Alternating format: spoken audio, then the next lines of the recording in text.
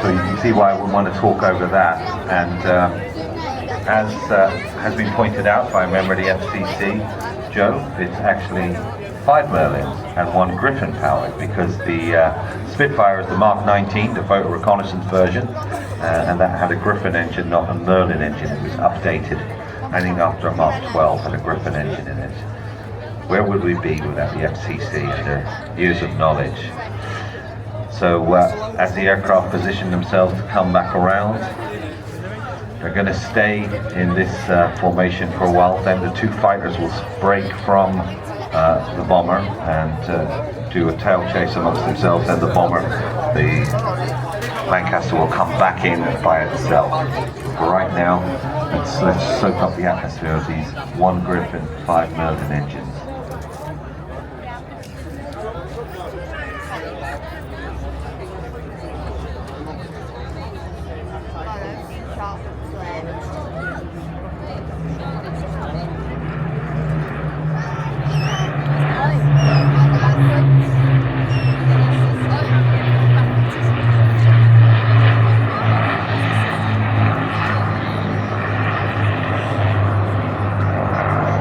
Distinctive Hurricane you see there in the all black, that is the last Hurricane that was ever built. There was about 14,533 built, and this one rolled off the Hawker production line in Langley and Bucks in July of 1944, and inscribed on the airframe is the last of the many. It's got it on its port and starboard side. Now obviously people knew this was an important aircraft, and they were very keen to make sure it didn't disappear. So Hawker purchased the aircraft back from the Air Ministry, and they kept it in storage at Langley. In 1950, the aircraft was entered into the King's Cup Air Race by Her Royal Highness Princess Margaret, and it was flown by none other than Crew Captain Peter Townsend. And he achieved 2nd place in this aircraft.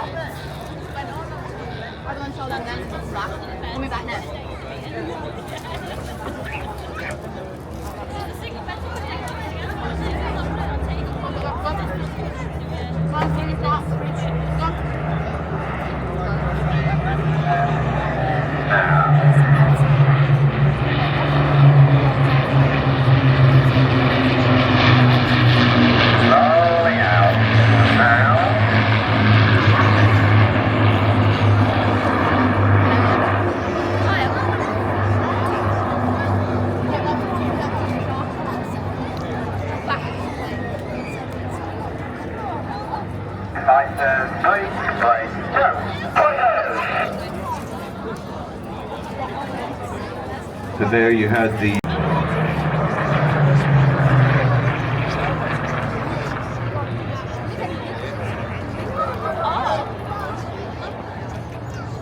PZ-865 currently appears, as I said, in that all black night fighter colour scheme, replicating the Hurricane Mark II-C. That aircraft was BE-634. It was with 247 squadrons. Hurricanes were used primarily for night air defence at Plymouth, and also down in Exeter in the west of the country, and also for night intruder operations against targets in northwestern France.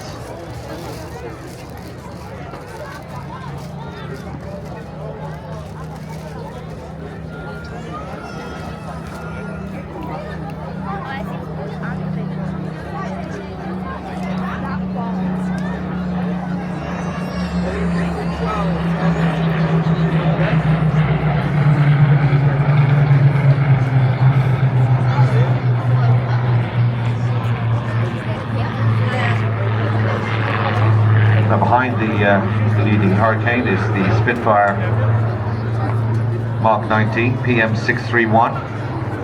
It's thought to have been built back in Reading. It was delivered to Southampton in May of '44. It was used for tests, although it did not see operational services. It pretty much represents the similar high altitude photo reconnaissance Spitfires which did. They were unarmed, of course. They could fly at 370 miles an hour.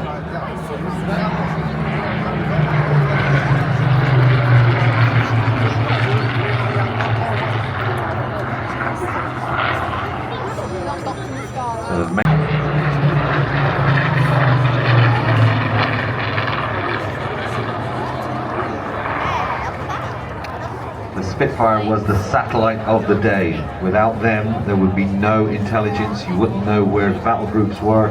You wouldn't know what sort of defenses you'd be going into. And without these very, very fast aircraft, flown by very brave pilots in difficult conditions, 40,000 feet is not a place you want to be with in a piston engine if you can help it. Valuable data was brought back.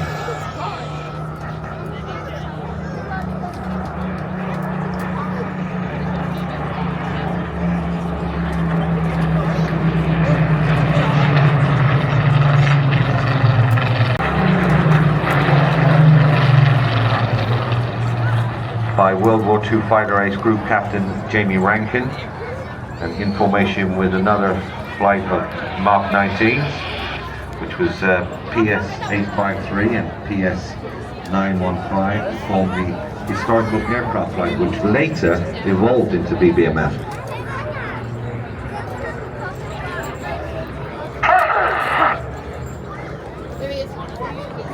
So the fighters just letting know the Lancaster, they see them.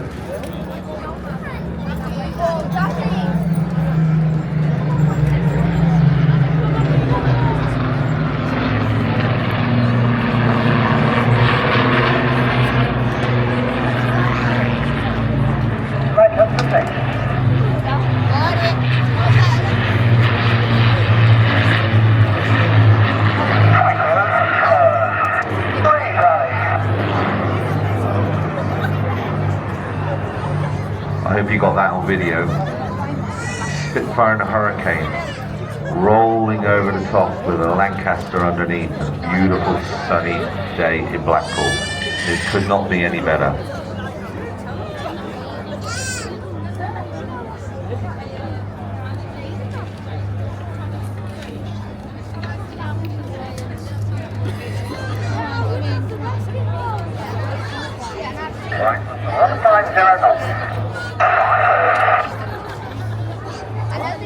Lancaster letting us know the speed, so the aircraft, when they come to catch up with him on the way back, will be able to match their speed.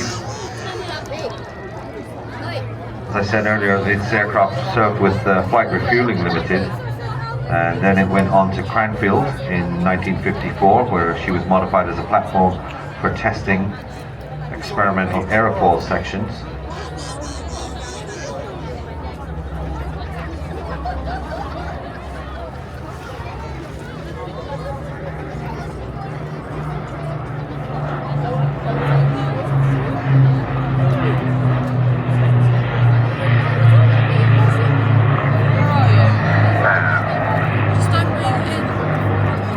In April of '64, it was adopted by the Air Historical Branch for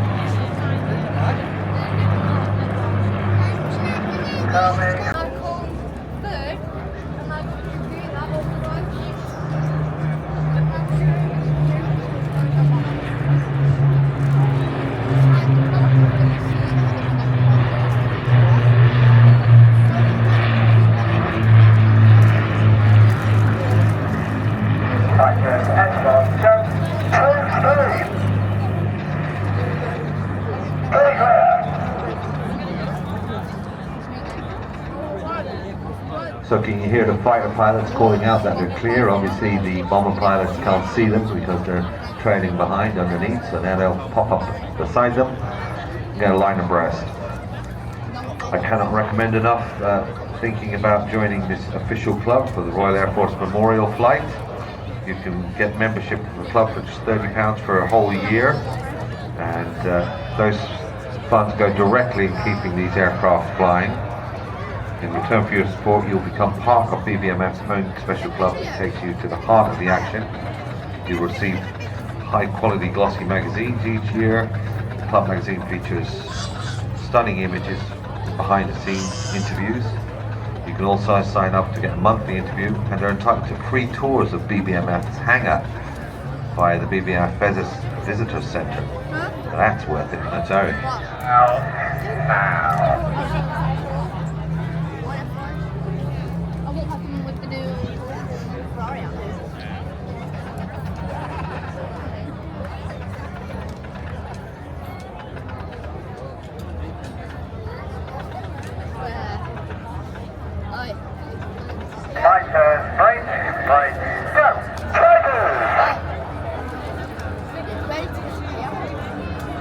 Ladies and gentlemen, the Battle of Britain Memorial Flight, final pass.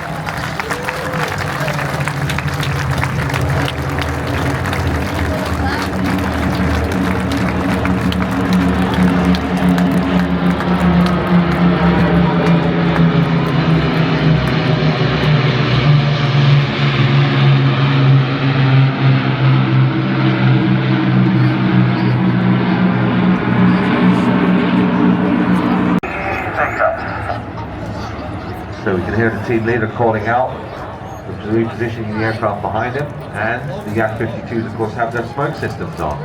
These smoke systems are performed by using the heat of the exhaust, and it is all fully biodegradable.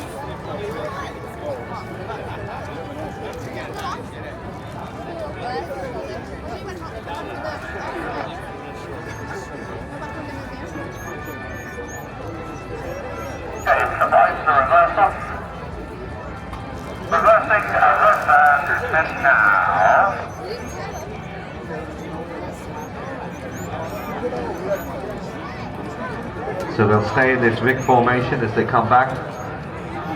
Smoke on from the 52s, just holding that bank angle. And a very distinctive shape. It looks a little bit like a harvest from that sort of angle, the wing anyway. Big, thick wing, long cord on that Yak 18.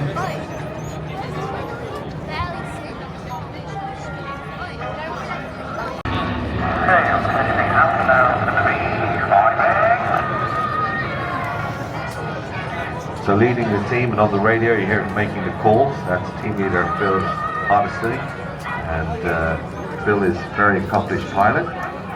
He's two wingmen in the 52s, two slot on the right there. It's Alex Lawton, that's with the white, yellow and black nose. Aircraft Golf Bravo X-Ray Juliet Bravo is based out in Duxford. So get your cameras ready as they come in, because we're going to have a break. The Yak 18 is going to depart, and we'll have a display from the 52s. So good camera shot coming up soon.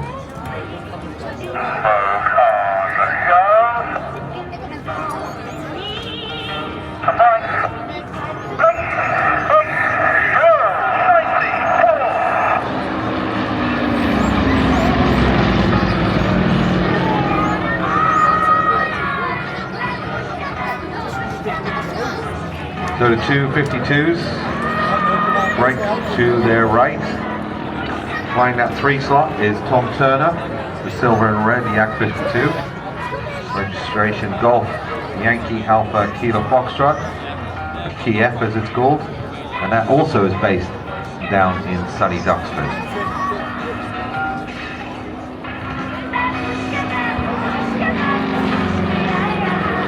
Coming back in now is the Yak 18, as I said. It does share a lot of systems with the 52. And this one, the Yak 18T, a common model. The Yak 18T was designed in the late 60s as a civilian aircraft, as I said. has a nose wheel, so it's a 4 or 5-seater, depending on the person that you're going to come flying.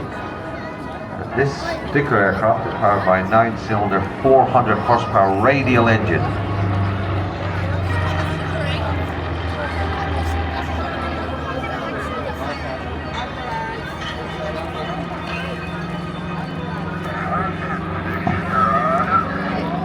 And as you can see, a very capable aircraft in aerobatics, although you don't want to be upside down too long, because it's got about a 2-minute window, about a minute and a half to be safe, before the fuel in the carburetor runs out. As I said, the 18 shares systems with the Yak 52. Very strong aircraft, as is the Yak 52 that now arrives from the left.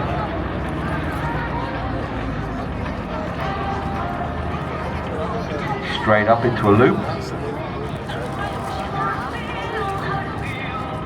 It's such a solid aircraft to fly. Even though you can see underneath the wings that the wheels are sort of hanging out, and they're meant to do that, it's not broken. They sort of protrude by about 20-25%. I once talked to a Russian instructor, Gennady Elfimov, and he told me, he said, well, because we were having so many crashes, we thought it would be a good idea to try and save the wing by having some of the wheel still sticking out, and it's just actually worked as well. So if you have to do wheels up landing, really you can never do wheels up landing on a Yak 52, because they'll always have the wheels hanging down a little bit. The Yak 52 has some peculiar quirks.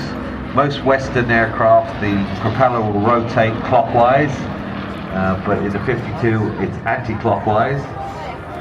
A nice 4-point hesitation roll as it goes through, which when you've got anti-clockwise, it means you've got to put in opposite rudder when you're taking off. And one of the things I really like about this aircraft, it's got little sticks that pop up when you drop the gear. When you come in to land, these little black and white sticks about halfway out your wing will pop up to say, yeah, the gear is down.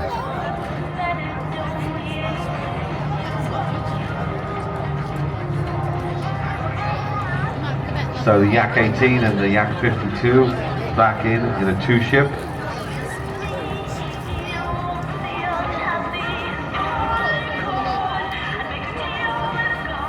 As through the center comes the Singleton into a very nice loop. And rolling out the side.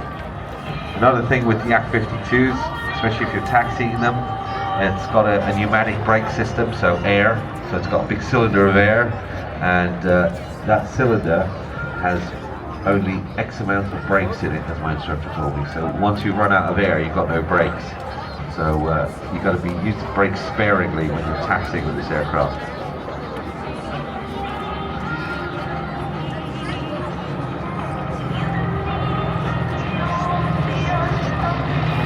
Nice crossover section.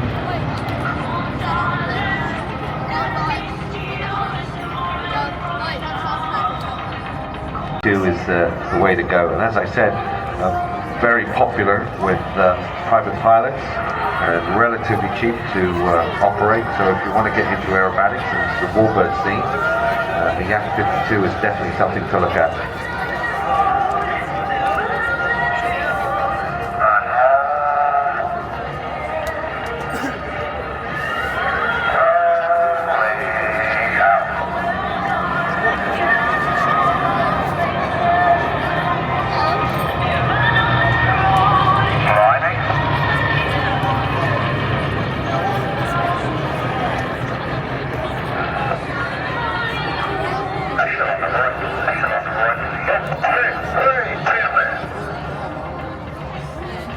So you heard the call coming from the team leader in the Yak 18, that's Phil Hardesty, and it's his job to orchestrate the aircraft behind him. They won't change position or move out of position until he does that countdown with them. And now obviously they're beside him so he can see them, but when especially they're underneath, tucked away like that, it's very important that they wait until they're called up.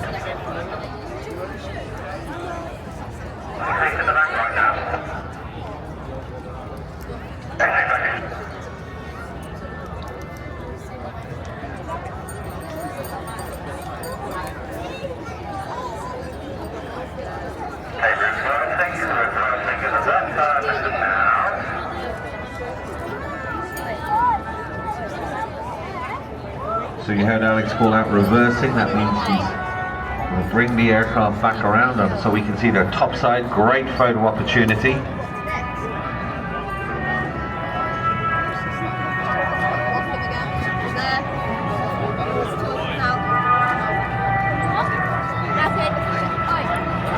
Now watch as they change formation once again. Alex just called out a Vic formation. So he'll slide slightly to the right, and number 2 and number 3 will come up on his left and his right hand side. And once they get in position, they say all aboard, therefore they're good to go.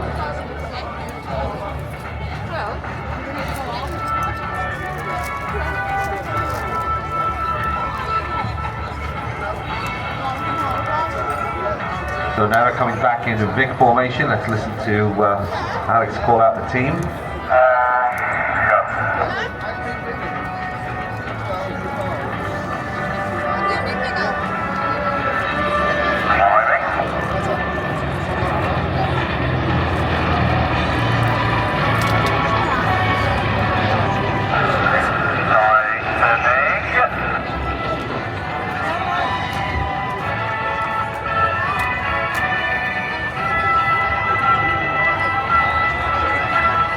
So the Yak 18 with Phil Hardesty at the controls, calling out the shots. Coming back around for their penultimate pass.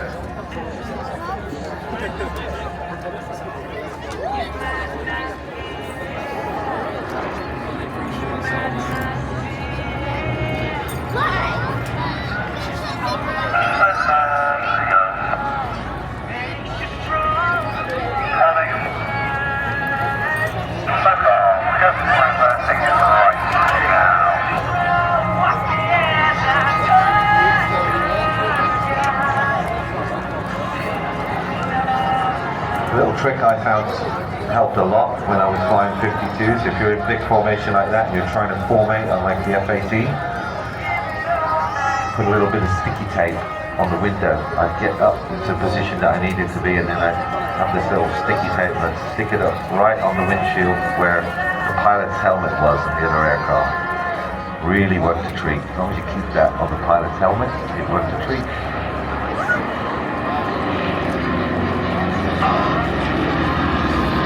So as they come back around, they're going to climb out and come back in on the center line for their final break.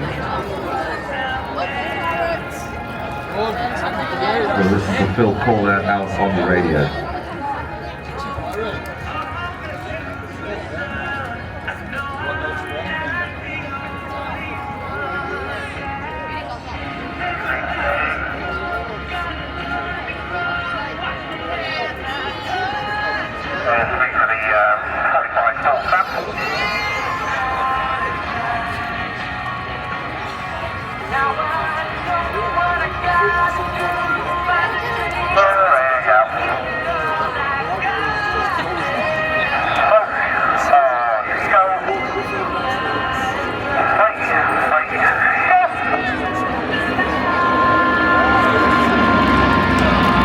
Ladies and gentlemen, the Flying Comrades,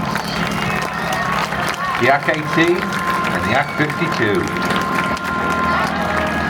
Well, we had a bit of drama in the commentary position while all this was going on. We had one from the FCC comes in, the Harvard's broken down, and they've come back in, no, the Harvard started again. So we're good to go. Apparently the Harvard is up and running.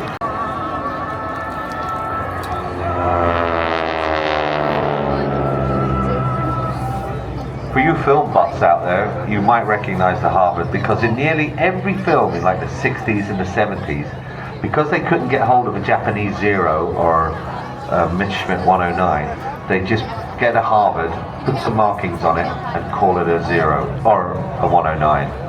So my wife hates it when I point it out. I'm going, that's a Harvard, that's not a Zero. And it's like, yeah, whatever, Joe.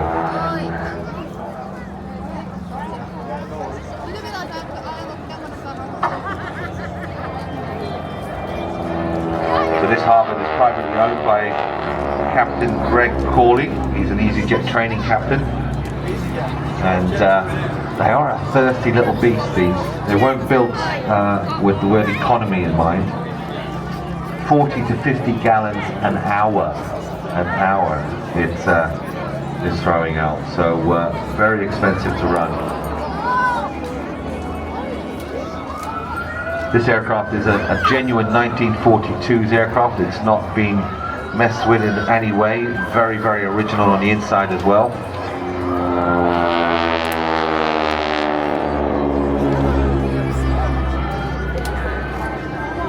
And as you can see, a very heavy aircraft, and ponderous, I suppose is a word you'd use, but that was exactly what you wanted in a training aircraft. You didn't want things happening fast for a newbie pilot, because they would struggle with that. It's about the principles of flight, pitch, roll, and as we just saw, roll there, it's very capable of rolling.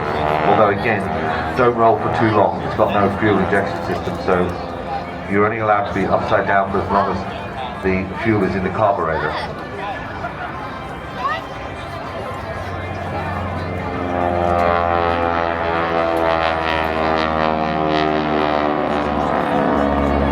Lovely barrel roll on the outside, and I'm sure a lot of people from Blackpool are familiar with this aircraft because it's actually based up here at High G Jets at Hangar 4 in Blackpool.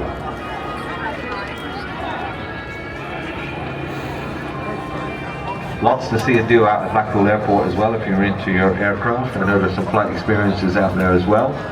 So have a look at their website of visitblackpool.com, and that's got all the information that you'll need on there.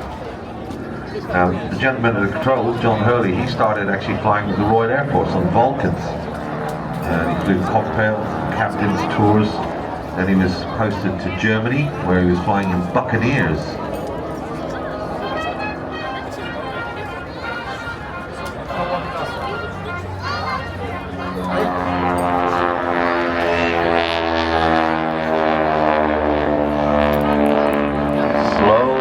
Barrel roll from the Harvard, and that's where you trade off height to speed. You've got to make sure you've got enough speed going into those maneuvers, because as you can see, it's almost like it's hanging there at the top of it. You think, wow, is that going to slip out of that? But no, it just keeps it going. John, of course, very, very accomplished on this aircraft. After he flew Buccaneers in Germany, he converted then to Tornadoes, and he was in Germany until '94.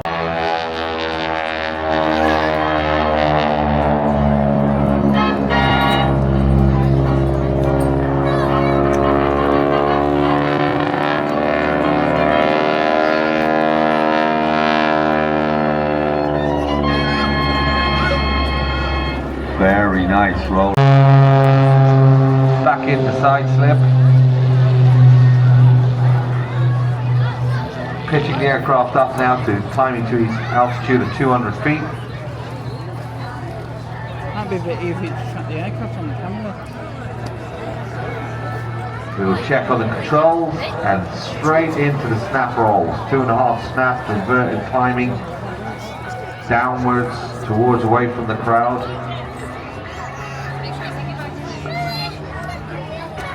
Here he comes back from our left-hand side, trading off the height for speed again, and into inverted.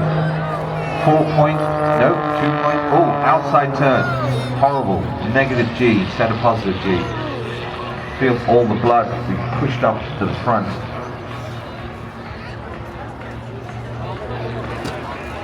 And there he goes, snap rolling the aircraft in the climb.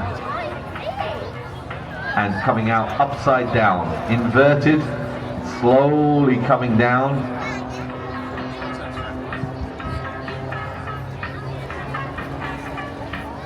staying inverted, 5-point harness keeping him inside, and then snap rolling the aircraft around. The aircraft can roll about 400 degrees a second, so that's more than one revolution in a second. Watch now as he goes up into the inverted and then just pushes over negative G at the top, staying upside down. Super uncomfortable. Makes it look so easy. Richard is very, very fit. He spends a lot of time in the gym, and you have to build up this G tolerance so that your body can take it when you're going through these punishing maneuvers. And unlike the Typhoon that we saw earlier that was pulling all that G, Richard does not have any G suit to assist him with it, so it's pure muscle memory. And then there you go, another negative push out. Oh, very, very uncomfortable just looking at it. Snap rolling the aircraft down, 2.5 revolutions, and out to our right hand side. Richard has not only modified the aircraft with regards to putting jet engines on it, but also he's done a lot of aerodynamic work on the tips of the wings, you'll notice that. And as you can see, it's paying off in spades. 3 full revolutions at the top.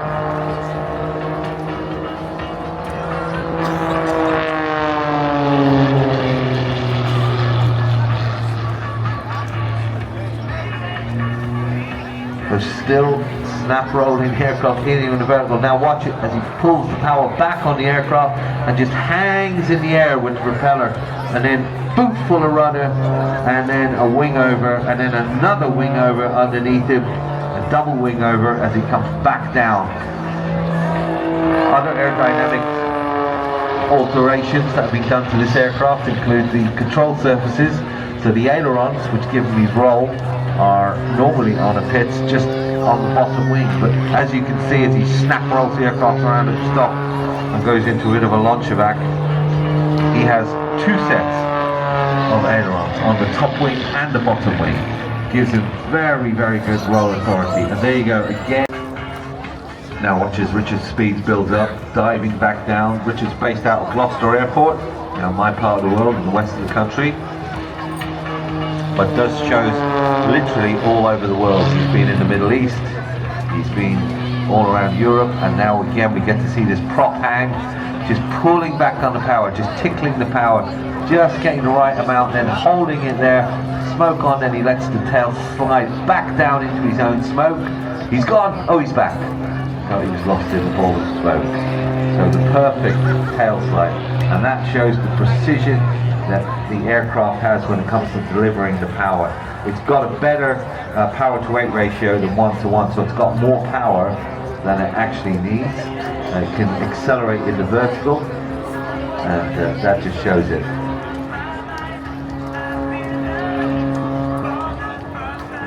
Smoke system working very well for Richard there as he fell back into his own.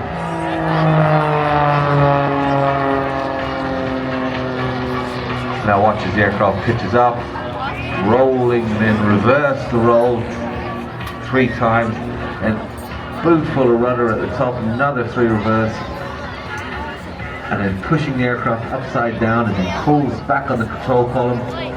So a very traditional cockpit layout inside the control column between his knees. None of this fly-by-wire little handset nonsense.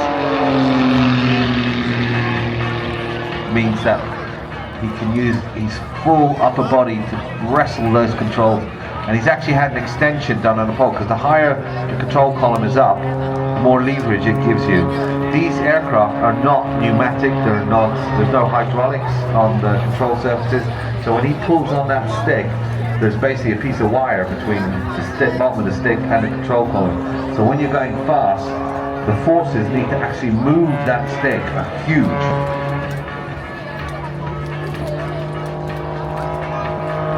So inverted dive, like you do, that's when you find the pen that you lost a couple of days ago. It just pops out there. The amount of things I found in aircraft when you turn them upside down, it's like, how did that get in there? Exactly.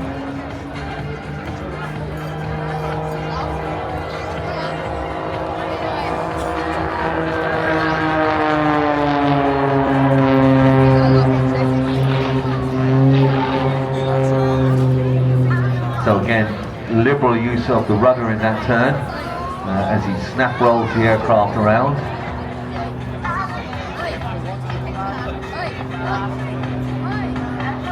Now he's climbing up the height into the vertical, rolling all the way up. We need to cut a sunroof in this commentary box because I can't see how he's gone up there.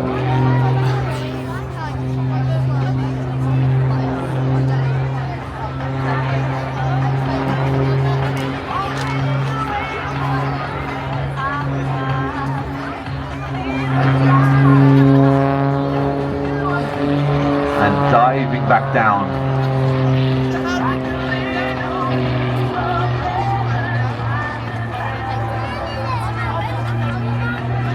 Again, launching the aircraft into a series 5 or 6 aileron rolls as it goes up and back down from our left hand side, constantly trading that speed for maneuverability.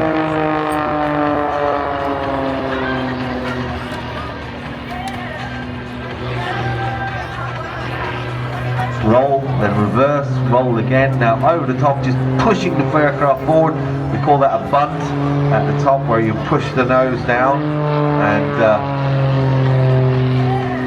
very, very uncomfortable. You roll from positive to negative G instantly.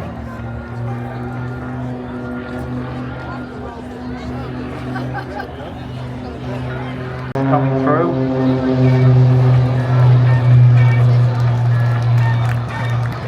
You can give him a wave because I can assure you he can see you in that cockpit. He's using the visual cues. He heads out to the left hand side. Back down to his 100 feet. Tumbling the aircraft again forward. Nose down, picking up the display line again as he races in. Speed building up to about 300 miles an hour. And coming down in the dive. And then pulling back on the throttle at the bottom there. And watch now as he brings the aircraft up into just hover, and then a torque roll at the top. That's the torque from the engine, from the rotation of the propeller, spinning the aircraft.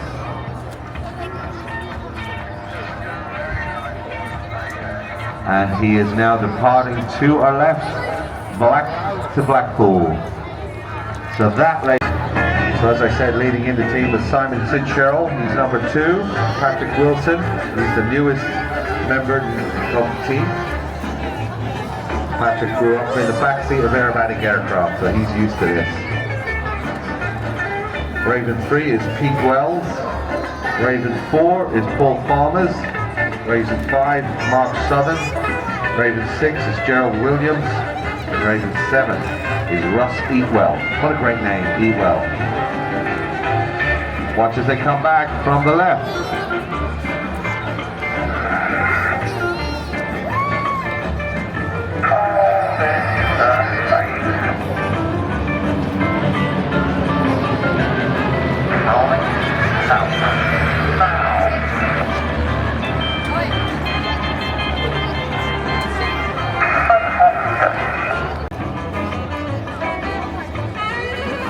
And they'll now come back. Watch as they both pitch the aircraft up into the vertical and do a mirror maneuver, rolling the aircraft at the top. And roll.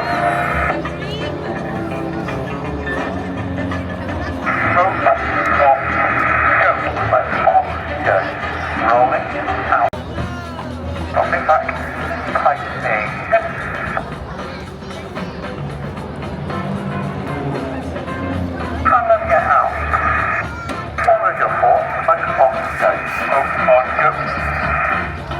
You can hear the call out from the team leader, making sure everybody's on board after that maneuver. Now watch as they come towards you, get your cameras ready, they'll get ready for a break.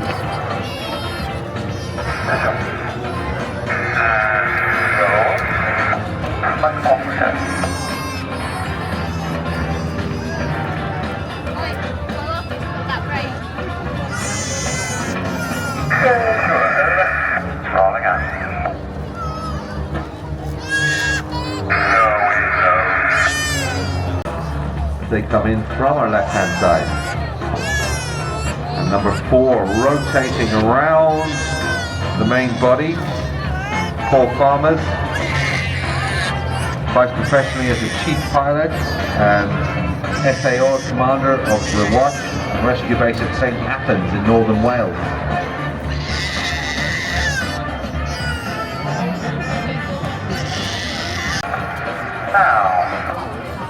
Now watch the aircraft as they come. They're going to roll in crowd center. Fantastic photo opportunity coming up. Aircraft are going to spread towards us and then burst in all different directions.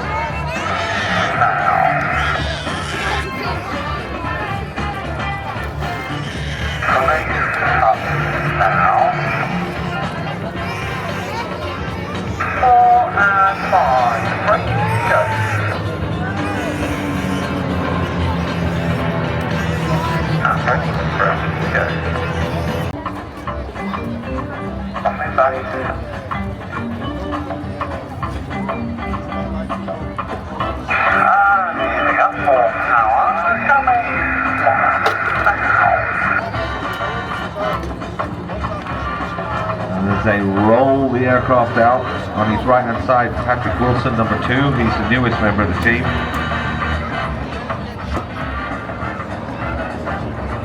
Patrick started his career in aviation as an engineer.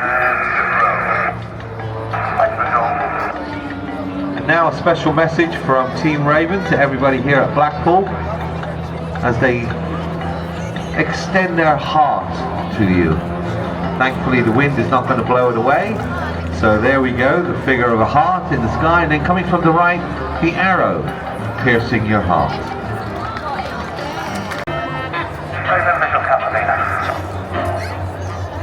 So ladies and gentlemen, get ready for the Raven Cascade.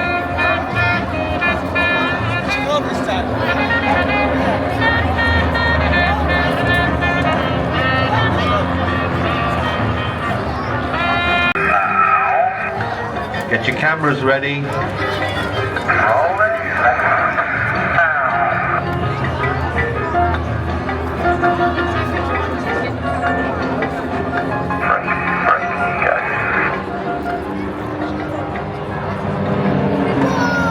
Ladies and gentlemen, Team Raven.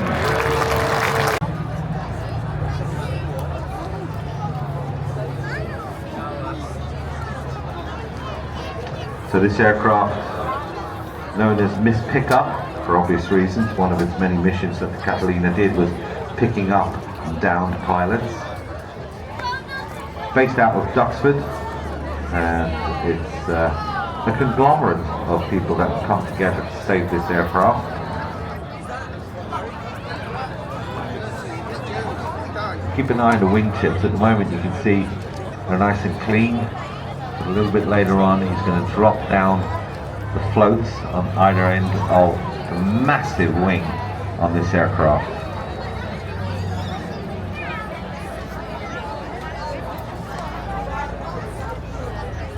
Catalina is arguably the most famous and successful flight. The interception of the Bismarck, where it was finally sunk, and the sinking of numerous U-boats. You can see those floats have popped down now. They're used to stabilize the aircraft when it's landing on the sea, which it did very often. Unfortunately, this aircraft does not land on the sea anymore. It's fully capable of landing on the sea, but... And there's one of its characteristic moves, slow. It sounds a bit strange, but for an aircraft to go slow is actually a very useful tool, especially when you're hunting submarines. Because when you want to come in and drop down some depth charges, you want to be accurate, so you don't want to be zooming in at high speed. So slow speed would help, and also the detection and the search for downed aircraft as well. The crews of these aircraft were incredibly brave, flying many hours out over the Atlantic, up over the Antarctic as well. Even after the war, the Catalina was still very, very useful. Numerous military and commercial operators around the world took them on. They were used as forest fighter bombers, survey aircraft, air displays as well. They were doing them even back then. Today there's only about 14 or 15 airworthy examples around the world. And Miss Pickup is definitely the most active. And she's the only Catalina flying regularly in Europe.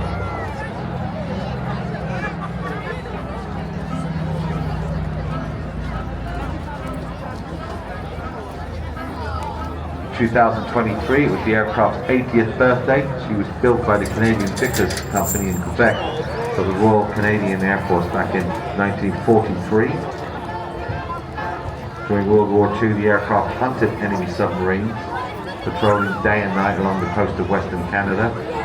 Post-war, it was used for Arctic survey work and also briefly as a freighter before joining search and rescue flights where it served until finally being sold in 1961. So it is a true warbird. She was transferred onto Canadian registration and then was converted to begin a long career as a water bomber.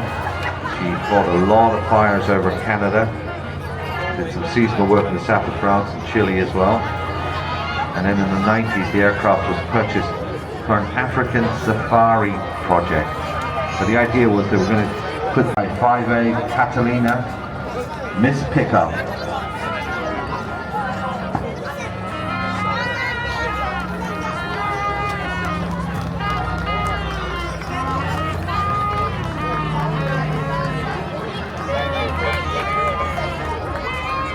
Walking team.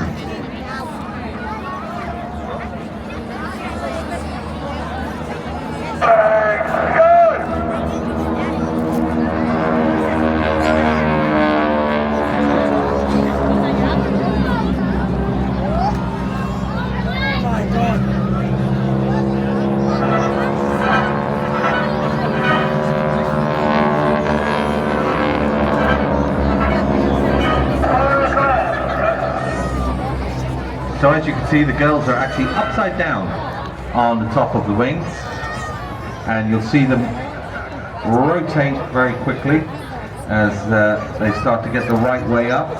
These Boeing Stearmans have been heavily modified. Instead of the standard 220 horsepower engine, they have a 456, let's call it 460 horsepower engine. And watch on top as the girls come back in from the right. And as you can see, they are upside down. That is their leg waving in the air as they're grabbing onto the wire.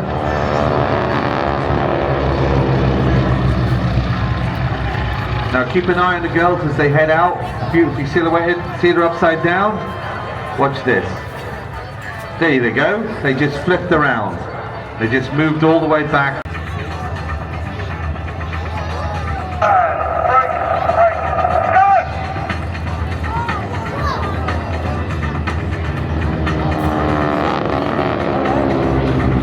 Over 5,500 hours, over 1,400 displays. And Brian Corns, he's number 2. High G maneuver. Watch as the aircraft pitches down.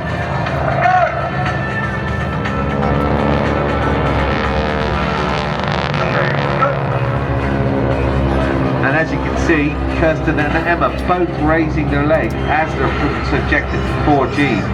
So inside,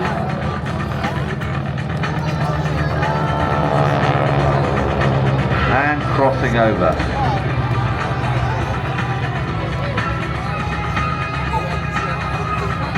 Again, staying on the side until they flip themselves around the left and the right. Punching forward and crossing over. I don't know if you saw it, but I think it was about 2-3 weeks ago now, there was a program on BBC One, and it was about 7 o'clock after the news, and it was a whole half hour behind the team, and they were following Kirsten with the aircraft, with the ladies on top. Watch, pitching up, and rolling upside down. Whoa. No way would I do that, John.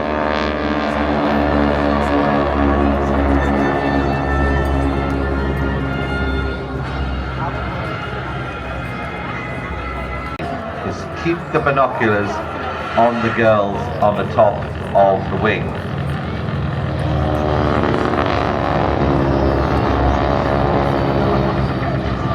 For all those men out there that bought binoculars and their wives give them grief about it. Kevin, why do you need binoculars? You're an electrician. Now who's laughing? Keep an eye on the girls because you're going to see them unstrap themselves from the top of the aircraft and then move forward and sit on the top of the wing. So as we're talking now, they've unclipped themselves from the top harness and they've moved forward, and instead of standing or on their hands or sideways on that pole, once they come back around, have a good look through your binoculars that you knew you'd need one day, or maybe a big long lens on your phone, and have a look, see where the girls are now. They're sitting on the top of the wing.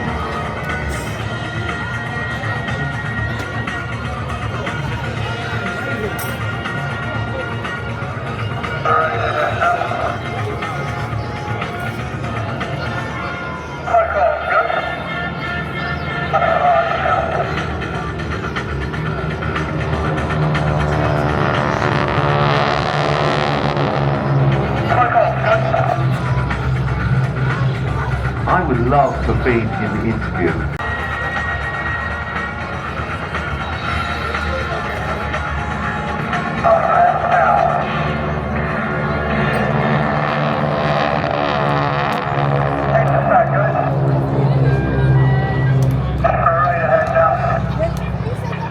So watch as their final pass comes up.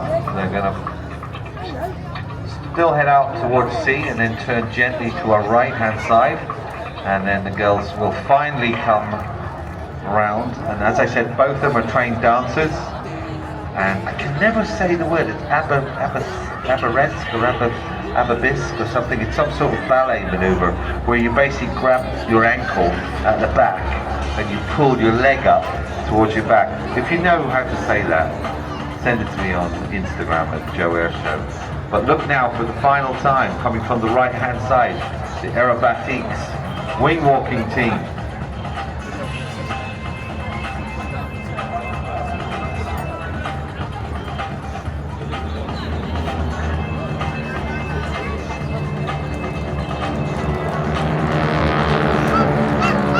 Kirsten Popjoy in the lead, Emma Broadbent behind her, and at the controls.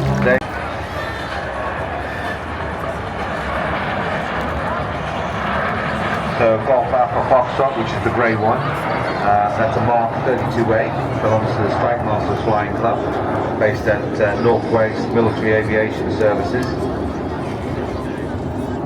North Wales. This aircraft was imported by Mark Petrie in 2004 from Oman, and today it's an immaculate grey camouflage colour scheme. Would have been servicing in the Royal Air Force of Oman. Exactly the same look.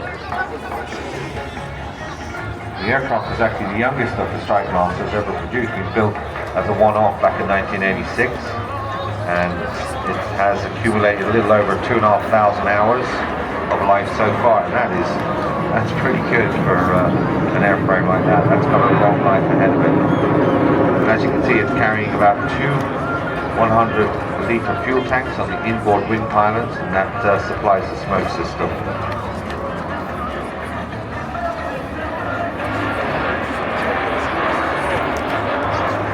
Now the other aircraft, the brown and the green one, called Alpha Foxtrot, that's a Mark 80A, and also owned by, and that's an engineering company employing local professionals. They maintain a broad range of light aircraft and ex-military jets. A thoroughbred Welsh company who are achieving considerable success.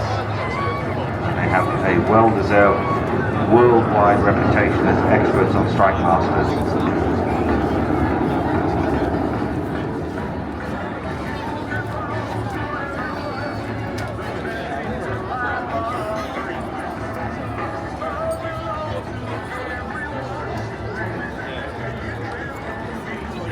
So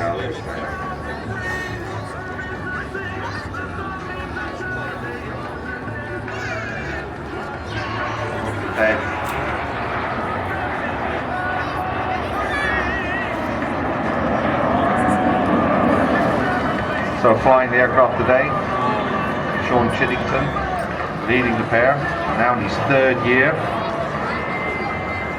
Sean joined the Royal Air Force straight from school.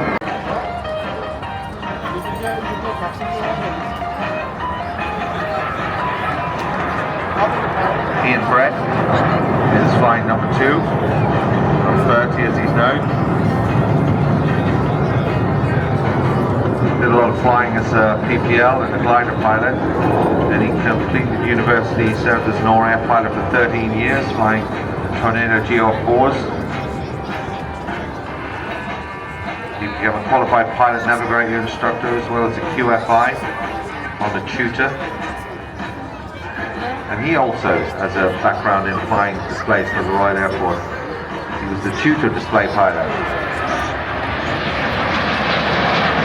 Legends. And they're the first operator to be given UKCA approval to fly passengers in these jets.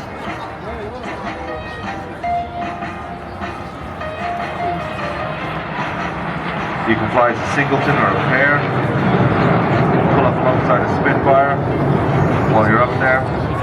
So far,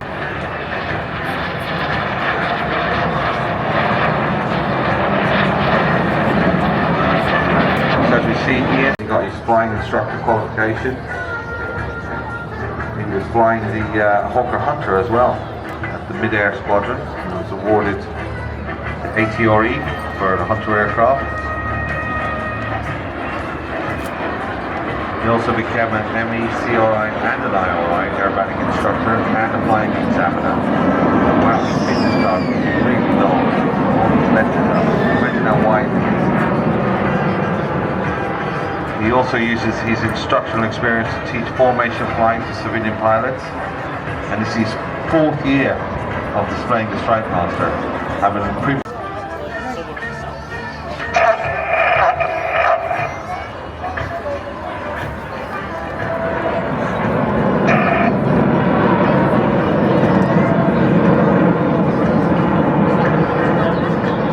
pitching up and heading out to the left field. Ladies and gentlemen, the Strike Master, I told you it was very unique, isn't it? As you can see, it's fully covered. This aircraft was originally built as a sort of touring aircraft, and it's very comfortable inside as well. I'm sitting inside it, there's loads of room, bubble canopy gives you great visibility, and it's even got a heater.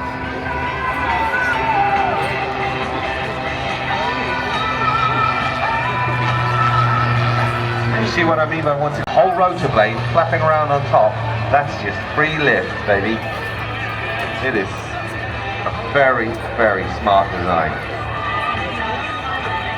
It was the first rotary aircraft ever designed. It was designed back in 1920. It was 23, I'll look that up. And it was way before the helicopter was invented. So you can see the Rotax engine powering that propeller at the back of the aircraft. So it's what we call a pusher aircraft. It's not pulling the aircraft through the air, it's pushing it through the air. Flight speeds anywhere between 0 and 120 miles an hour. So that's a good cruising speed for this type of aircraft. And the front door is closed as well, it's very aerodynamic. It's a comfortable way to get around the country. I could have done with it on Friday night when I was driving up here for the 7 hours on the M5 and the M6. And as you can see, responds very well to the rudder. Look at the tail rudder at the back. He's using his feet, get the aircraft to swing.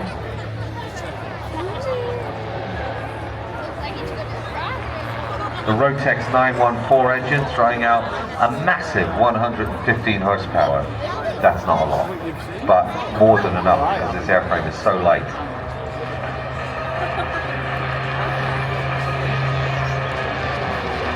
These aircraft were designed back in 2009, certified by the CAA as late as 2011, but over 1,000 of these have been made and sold worldwide.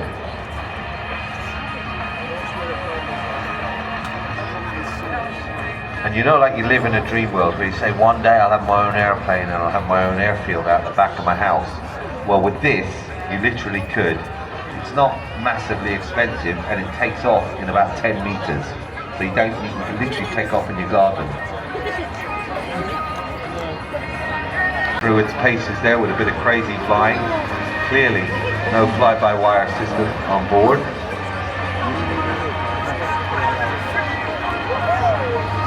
And yeah, it was 1923 when they were invented. In the rotor blade, because they're freewheeling, just rolling around there. It has a certain amount of speed built into it. So you just pitch the aircraft down, keep the airflow up over the rotor disc, and before you know it, you'll be safely touching down on the ground. Spiraling climb. It has a decent climb rate as well, 1,200 feet a minute. And now we can see where it goes into the hover. He'll just point it into the wind and it just stops. Yesterday we had that like 30-knot wind, so it just hung there like a helicopter. I think today it's gusting about 10, if that. But you can see even in descent, there's no big jerky movements. It's a very controlled, you know, you can tell he's steering it all the way down. He's got more than enough lift.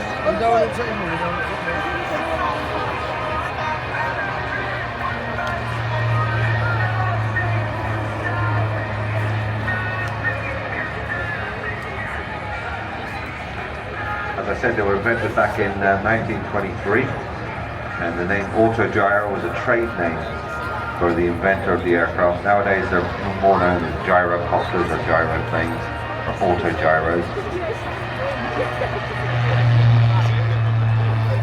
So Sikorsky, when he invented the helicopter, he had obviously looked at the autogyro and thought, well, what would we power that helicopter? And also you'll notice when he flies, see how the rotor blade is tilted back a bit? That's to get the air to come up and flow through it. You don't want it flowing over it, you want it flowing through it. So when he pitches the aircraft forward, you'll notice the rotor blade will be almost flat, there you go, as he goes forward like that. So you need the air to flow through the rotor disc, you don't want it to flow set. There he goes, waving his big hand as he's coming by. Give him a big wave back. He can see you when you wave. Don't be shy. So a big thanks to Peter Troy Davis and his Calidus autogyro. Very unique aircraft. Great to see it here. And as you can see, it can get up close and personal as well, because it's not one of the huge most powerful aircraft. Watch as he comes back now in the centre line for his final manoeuvre. Does look like a helicopter, doesn't it, when it's coming at you like that. It's like, oh, that's a helicopter. Oh no, it's not. And of course everyone recognises it from the Bond days. There you go, a little bow, pitch the nose up and exit stage left. Thank you very much, Peter. I'm still coming up, Harley. So you hang on there. So here they come, running in from the right for the one and only pass. Our chipmunk pair. John Hurl at the controls leading them.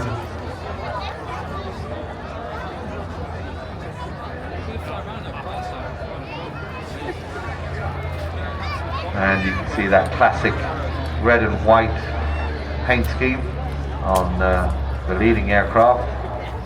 John Hurley at the controls.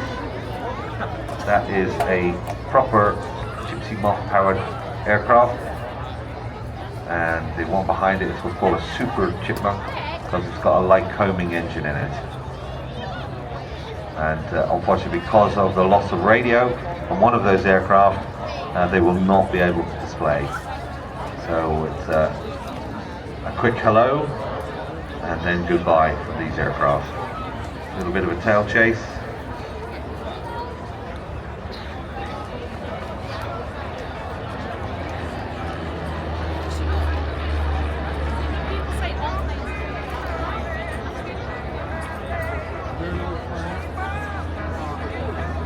And now he's pulling up. John's pulling the aircraft up, getting a little bit of height.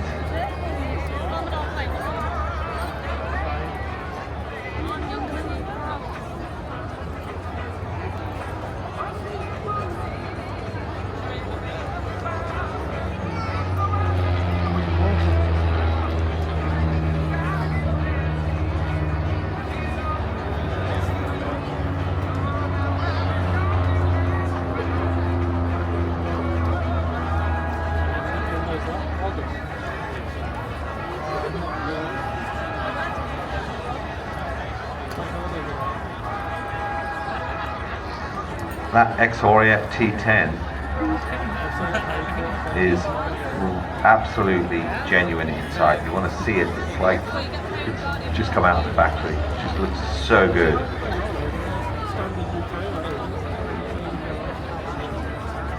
And the other one is a 1953 aircraft that's been converted, as I said, with a light homing engine.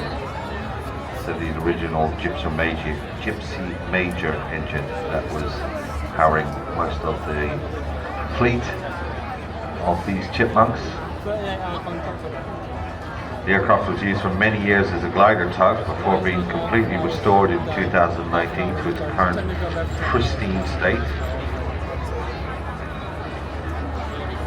And all these Chipmunks are becoming really expensive and rare to own and operate because you need a lot of work and maintenance and NDT work on these aircraft to keep them valid, especially for display work.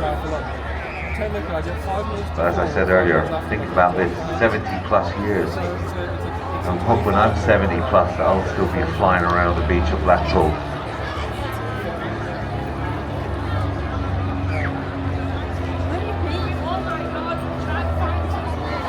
Of course, your classic tail dragger configuration. It's not the most spacious cockpit inside. I remember constantly banging my helmet, my bone dome on the sides of it.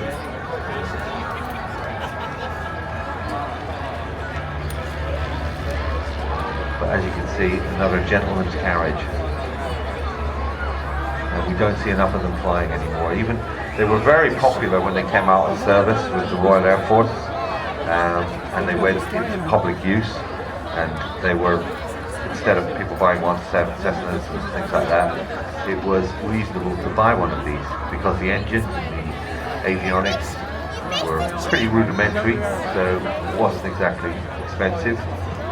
And a lot of ex-Royal Air Force personnel bought a lot of Chipmunks. But as technology moved on and the mountain of spares dwindled, just getting parts for these aircraft now is incredibly difficult and expensive.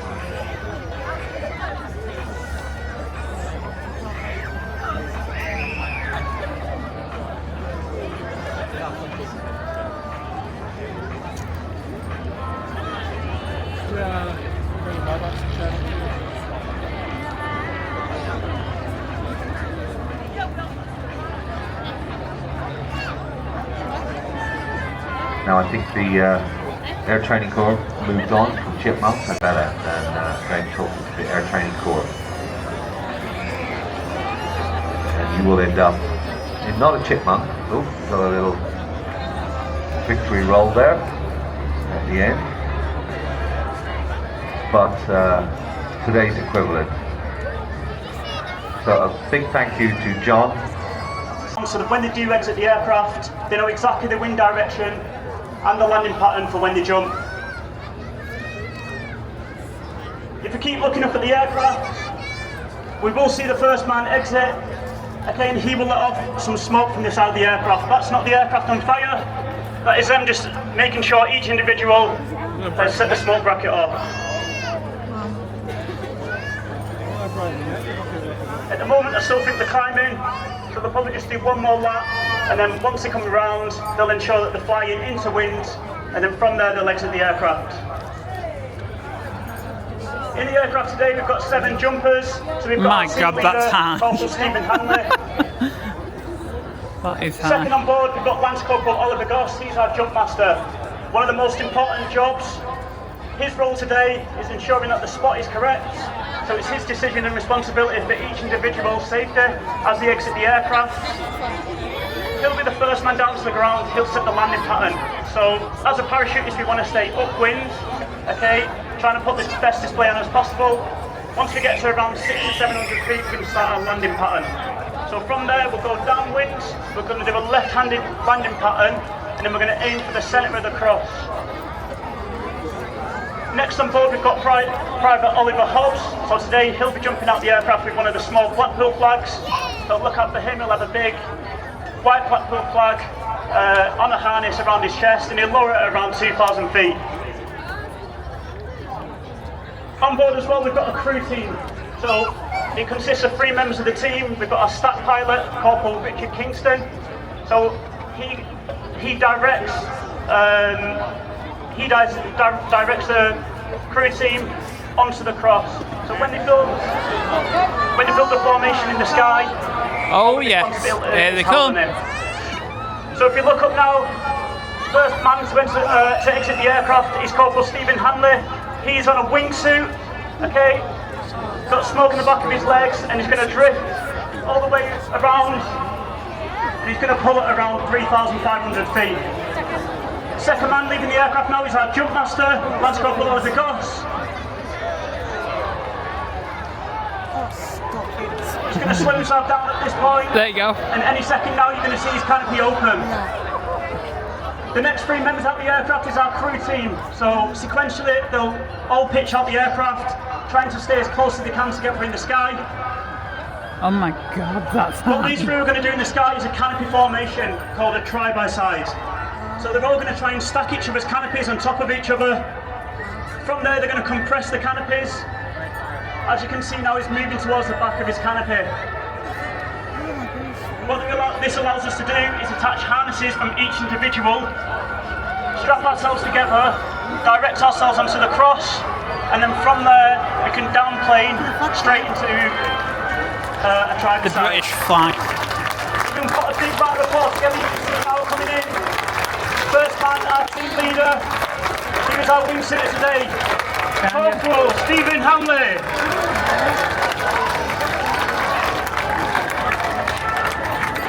As you can see as well in the sky, we have Corporal Henry Mole. He's our big flag flyer. So the flag is actually 7,000 square foot. It has to be jumped on a tandem rig. And you can see he needs to stay upwind. It's really hard to control. Behind him, as you can see now as well, we've got our crew team and our cameraman following him behind. So our cameraman is Oliver Goss. The crew team is now going to direct the canopy formation towards the DZ. Next down, we've got Private Oliver Hobbs, so a big round of applause for our Blackpool flag flyer. He is now in his downwind. He's going to turn his canopy slightly, he's going to pull in his front risers, gather as much speed as possible, okay, and land safely on the cross. Big round of applause, Private Oliver Hobbs. So if you keep looking into the sky now, we've still got 5 members in the air. We've got Henry Mole on our big flag. He's safely trying to keep this flag upwind as much as he can and drifting it towards the cross. Oh, they've got 3 of those parachutes. So they're just going to hold in this position. At the moment, they're strapped together by harnesses. In the centre, we've got Corporal Richard Kingston. On either side now, he's attached by the hip by a harness. And he's directing both crew pilots towards the centre. Once he's happy, he's then going to downplane all 3 canopies. So listen out for the commands. You'll hear him scream. On either side of him now, they're going to direct the centre 3 of them canopy. together. And they're going to split around 300 feet. As soon as they split, perfect opportunity for some good photos. Big round of applause.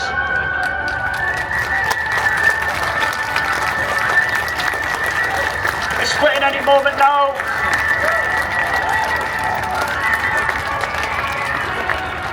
Perfect. So we've got Richard Kingston, he's our stat pilot in the centre, landing in the middle. On the right hand side we've got Corporal Brian Mull, and on his left hand side we've got Corporal Cameron Clark. Our big flag flyer, Corporal Henry Mull.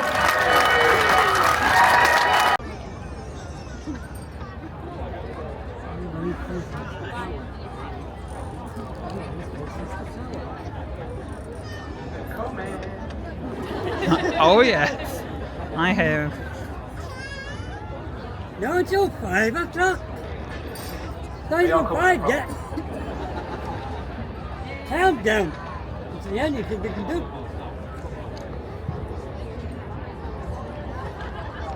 So, ladies and gentlemen, boys and girls, please put your hands together for 2025 Royal Air Force Aerobatic Team in the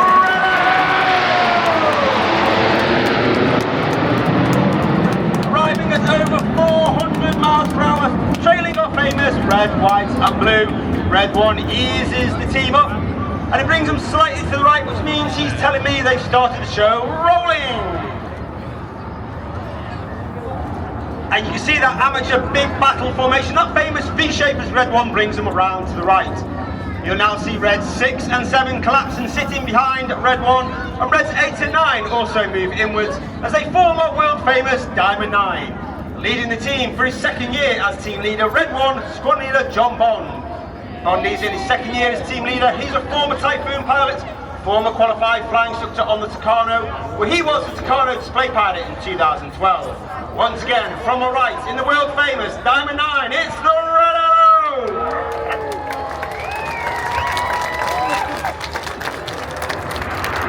On the right hand side of red 1 is red 2, Flight Lieutenant Rob Thomas. Rob is in his first year of the team. Uniquely, he was taken from training and made straight into an instructor on the Hawk team.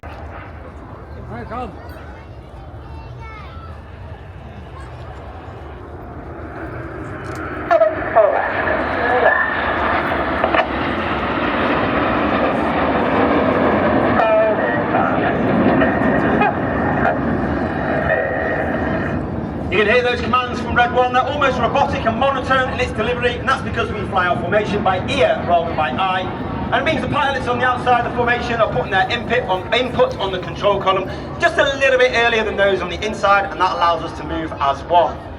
Reds 8 and 9 now sit behind Reds 2 and 3 to form one of the most iconic shapes in aviation history. The smoke comes on from the left hand side. This is Concorde.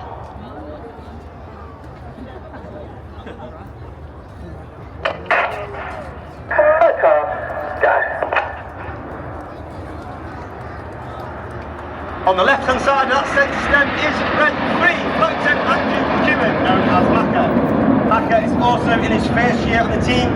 He used to fly the AV-8B, it's a Harrier variant when he was on exchange with the United States Marine Corps, before then coming back and then joining the F-35B, the Lightning, the newest 5th generation fighter of the Royal Air Force, based at RF Marham with 617, the Dambuster Squadron. For those that can see, you'll see Reds 2 and 3 move upwards, the rear section form the delta wing shape, because 2025 celebrates the 20th anniversary of the Royal Air Force Typhoon display team. You saw that aircraft fly earlier. It's a magnificent piece of aeroplane engineering, and from the right hand side, in nod to those 20 years of Typhoon display team, from the right, Typhoon roll.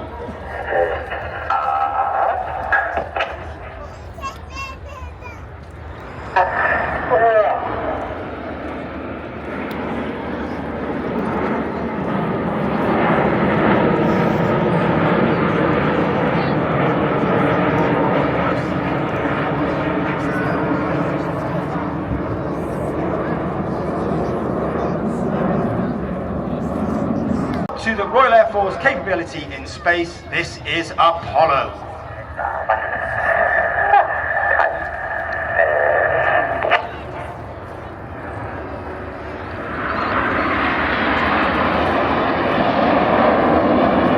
11 pilots in the red arrows, of course.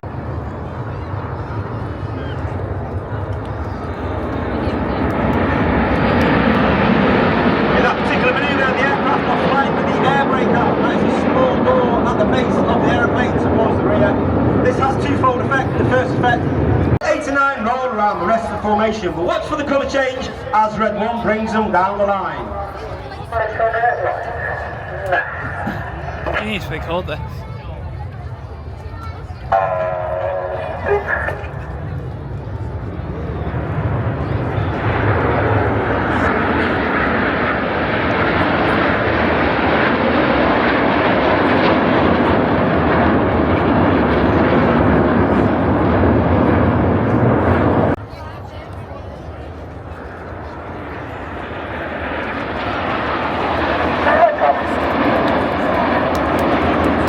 Roll go, and a board is caught by Red 5 as he rolls around the rest of the smoke in Enid in the Twister. Red 5 is Flight Lieutenant Dustin Wales, known as Dusty. Second year on the team, originally from Zimbabwe. He joined the Red Air Force and flew the Typhoon on 11 Squadron.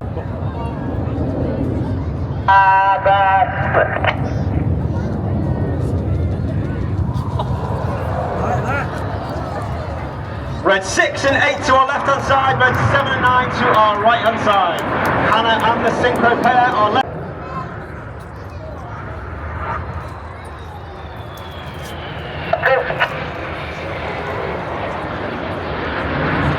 Red 8 and 9 go up and down in the roller coasters. Red 6 and 7 stay flat. Red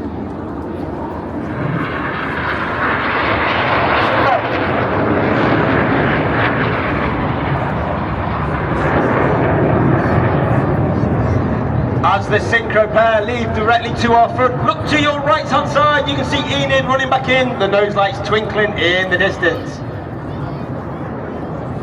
Get down is what Red 1 says, and they form the inverted V. Looking to your left hand side, you're looking for Red 9. He's diving down to only 100 feet above the sea. He has a speed of over 500 miles per hour as he performs the Goose.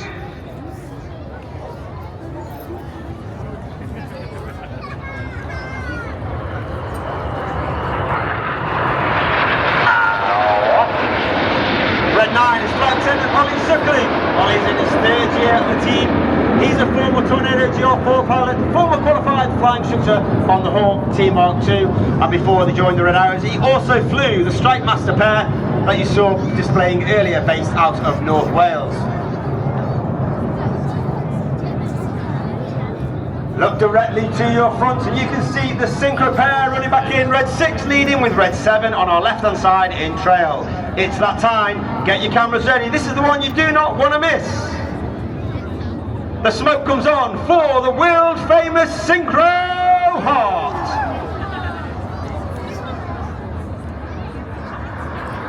And coming in from the top right to spear the heart is Red 8. Red 8 is Flight Lieutenant Rich Walker. He's flown Harrier, he's flown Typhoon, and he's been a qualified flying instructor on the Hawk Team Mark II. At the Arrows, I'd like to dedicate today's heart to all the countless volunteers that have worked so tirelessly over the weekend to make Blackpool Airshow such a wonderful success.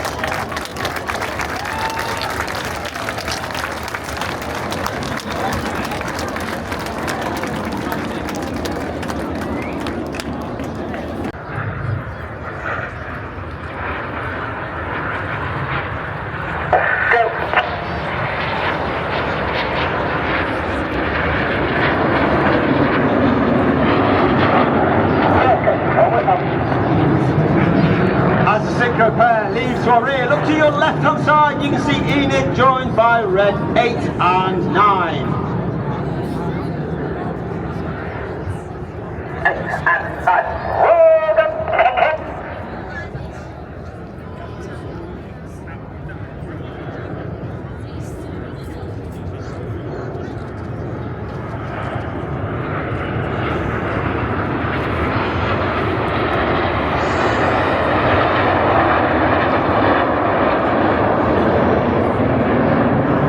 The circus.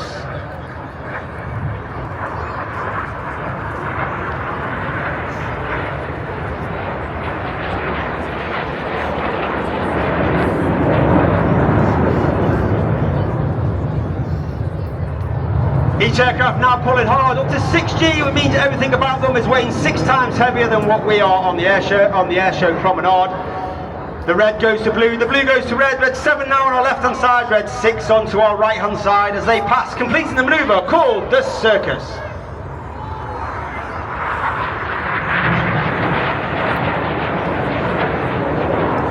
A snake-like smoke trail in the sky in a manoeuvre called the serpent.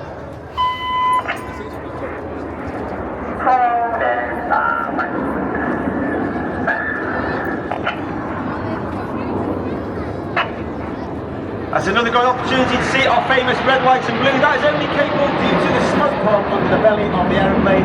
That smoke pod is capable of producing approximately 5 minutes of white smoke 1 minute of red smoke and 1 minute of blue smoke. Each of the colours have its own pilot button selectable on pilot's control column, and in winter training, red 6 and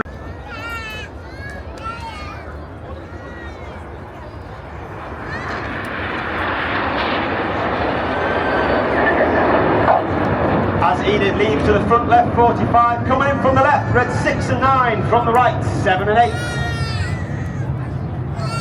Red 6 and 9 roll inverted, 7 and 8 from the right hand side in one of our newest manoeuvres for 2025. This is Chainsaw.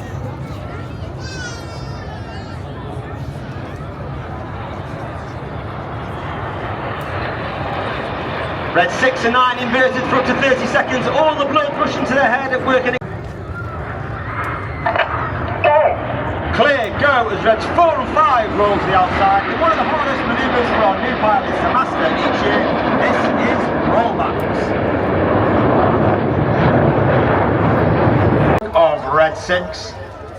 And for those at show centre, we can see 6, we can see 8, we can see 9. However, hiding in the smoke trail of Red 6 is Red 7 in the Tempest. Once again, Red 6 to the left hand side, Red 7 off to the right hand side. Each aircraft will pull up to approximately 1,000 to 1,500 feet before coming back towards the display line for their final manoeuvre of the show.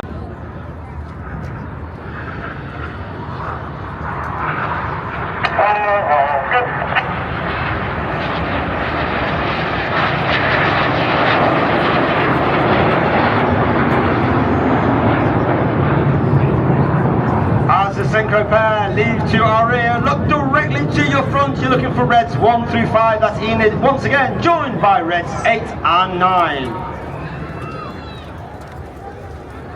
The smoke somewhat comes on, get your cameras ready. Because ladies and gentlemen, boys and girls, it's been an honour and a pleasure. Please put your hands together for the 2025 Royal Air Force Aerobatic team. It's the Red Arrow!